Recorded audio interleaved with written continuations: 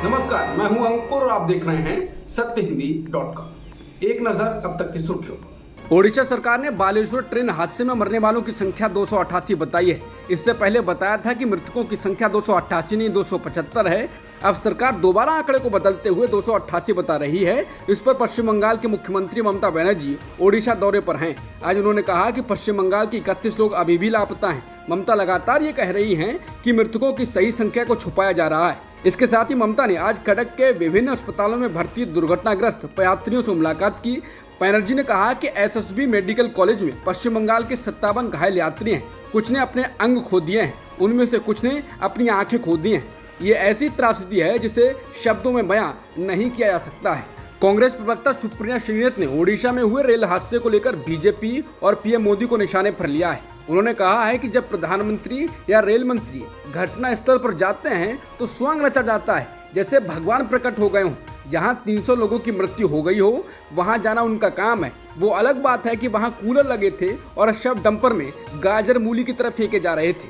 उन्होंने कहा कि सरकार को जब जब कटघरे में खड़ा किया जाता है तो सिर्फ ध्यान भटकाया जाता है। उन्होंने इसके साथ ही कहा कि सवाल है कि क्या सीबीआई और एनआईए सच में कुछ कर पाएगी। कानपुर और कनेरू रेल हादसे की जांच एनआईए को सौंपी गई थी। आज 7 साल बाद भी इन मामलों में चार्जशीट दायर नहीं हुई है। जो इस मामले में एक्सपर्ट हैं उनसे इसकी जांच करानी चाहिए, ना कि सरकार की विफलता से ध्यान हटाने के लिए एनआईए और सीबीआई को इन मामलों में शामिल करना चाहिए।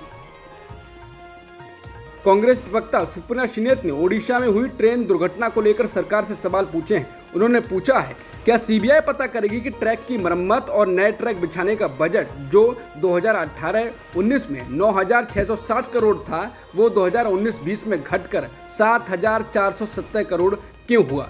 क्या सीबीआई ढूंढेगी कि रेल चिंतन शिविर में जब हर जोन को सुरक्षा पर बोलना था वहां सिर्फ एक ही जोन को क्यों बोलने दिया गया और इस शिविर में सारा ध्यान वंदे भारत पर केंद्रित क्यों था? क्या सीबीआई मालूम करेगी? सीएजी की रिपोर्ट में जिक्र है कि 2017-21 के बीच 10 में से करीब 7 हादसे ट्रेन के पटरी से उतरने की वजह से हुए, या फिर ईस्ट कोस्ट रेलवे में सुरक्षा के लिए ट्रैक मेंटेनेंस का परीक्षण क्यों नहीं हुआ? क्या सीबीआई पता लगाएगी कि राष्ट्रीय रेल संरक्षा कोष की फंडिंग 79% कम क्यों की गई? क्या सीबीआई मालूम करेगी कि राष्ट्रीय रेल संरक्षा कोष को सालाना 20,000 करोड़ का बजट क्यों आवंटित नहीं हुआ जैसा कि वादा था?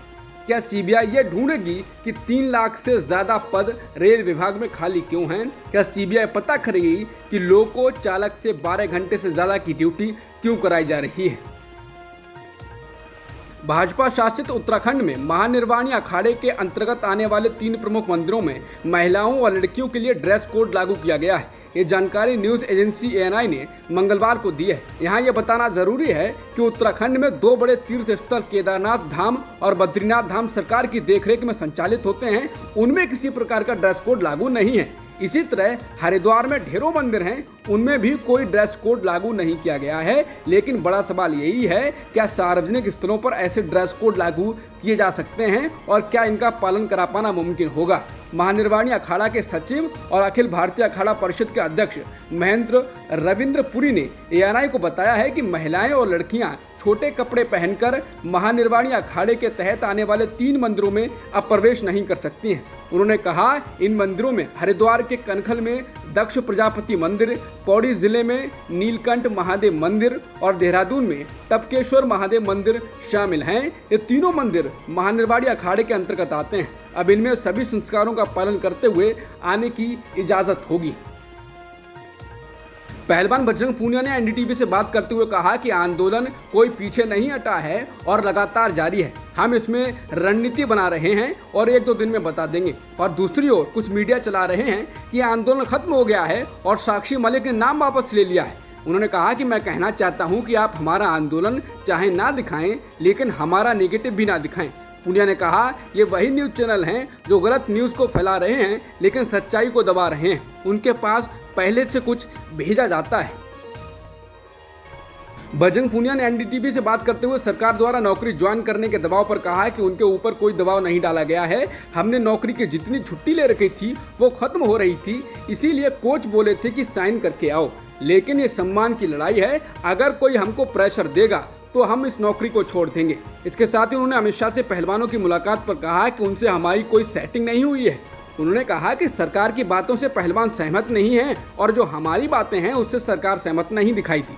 मीटिंग को लेकर बात बताने पर उन्होंने कहा, हमसे बोला गया कि इस मीटिंग को लेकर कहीं कुछ नहीं बोलना है और उसके बाद पीछे से वो चीज़ें निकल कर आ रही हैं, वही बता रहे हैं, खिलाड़ी मिले हैं और ये बातें हुई हैं। पूनिया ने कहा कि हमने यही बातें रखी कि ब्रजभूषण को अरेस्ट क्यों नहीं किया गया, उनका बचाव हो रहा है अभी तक। तो शाह बोले कि हम बात कर रहे हैं और इस पर ज़रूर एक्शन होगा।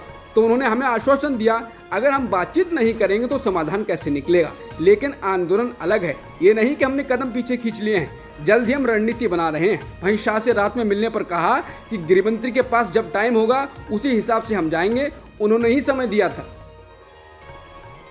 बजरंग पूनिया ने नाबालिग पहलवान के बयान को वापस लेने की खबर पर कहा कि सूत्रों से खबरें आ रही हैं, लेकिन उनके पिता कह रहे हैं कि हमने बयान बदले नहीं हैं और ना ही कोई शिकायत वापस ली है।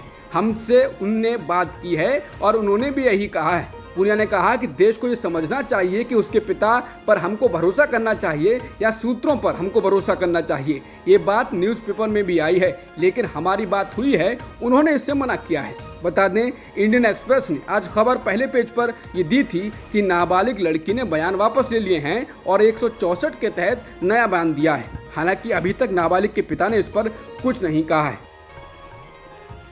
मणिपुर में शांति बहाली की राह इतनी आसान दिख नहीं रही है। मणिपुर के सरोऊ इलाके में सुरक्षा बलों और विद्रोहियों के एक समूह के बीच 5 से 6 जून की दरमियानी रात हुई गोलीबारी में असम राइफल्स के 2 जवान घायल हो गए, 1 जवान शहीद हो गया। इसके साथ ही मणिपुर के कागचिंग जिले के सुगनू में ग्रामीणों ने एक खाली हुए शिविर में आग लगा दी। इस शिविर में यूनाइटेड कुकू लिबरेशन फ्रंट के उग्रवादियों ने शरण ली थी। ये अकेला शिविर नहीं है जिसमें आगजनी की घटना हुई है।